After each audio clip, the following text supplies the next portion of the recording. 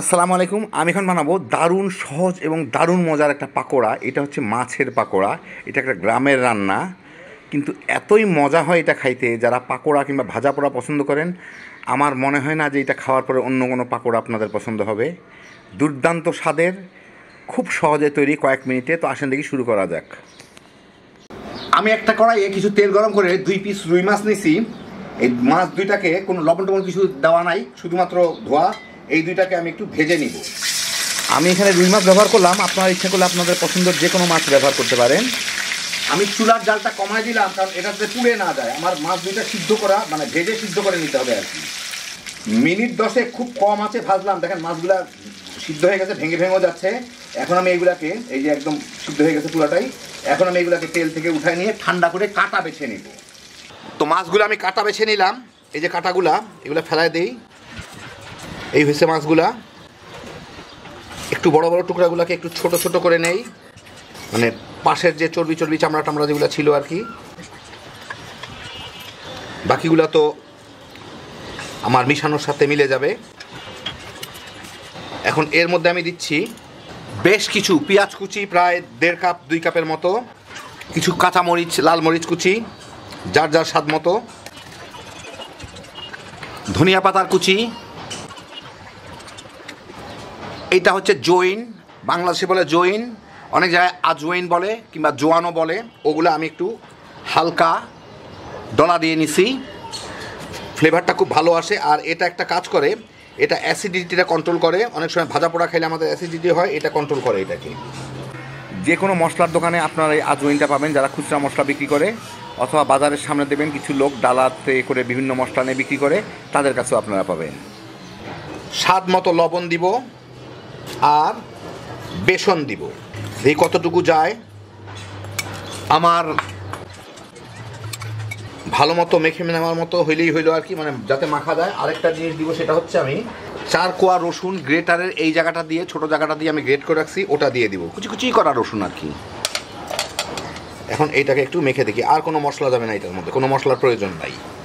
ভালো করে চটকায় চটকায় মাখতে হবে, কারণ এর পানিতেই কিন্তু এটা ধরে যাবে। পেঁয়াজ টিয়াজ যা পানি ছাড়বে তাতেই হয়ে যাবে।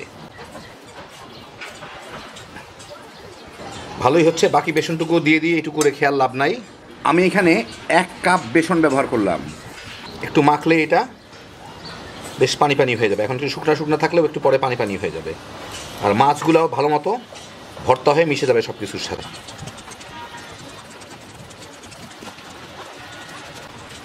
ভালো মতোই মেখে নিলাম। দেখেন এখন একটু, যদিও মোটামুটি একটু শক্ত টাইপের, একটু শুকনা শুকনা বোঝা যাচ্ছে। এটাকে মিনিট 5 আমি রেখে দিব।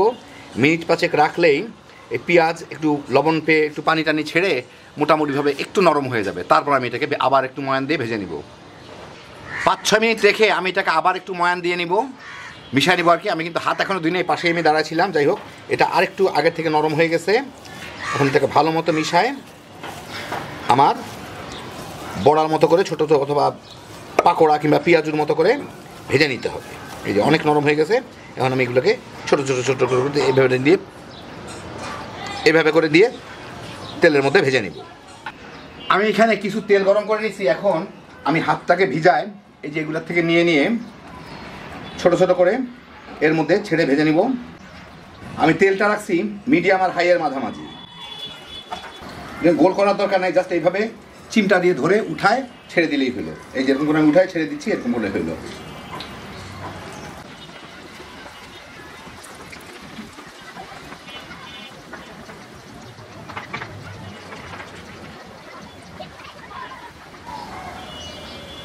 যতগুলো পানি দিয়ে দিলাম, এগুলোকে একটু, এগুলো অলরেডি ভাজা হয়ে উপরে উঠে গেছে, কিছু আগে পড়া ছাড়ার জন্য বাদামি হয়ে গেছে। এখন সবগুলাকে আমি একটু বাদামি করে ভেজে নিব। আর যেগুলা আগে বাদামি হয়ে যাবে সেগুলোকে উঠাই দিব। একটু নাড়ানাড়ি করলেই হয়ে যাবে, উপর নিচ হয়ে যাবে। তাতে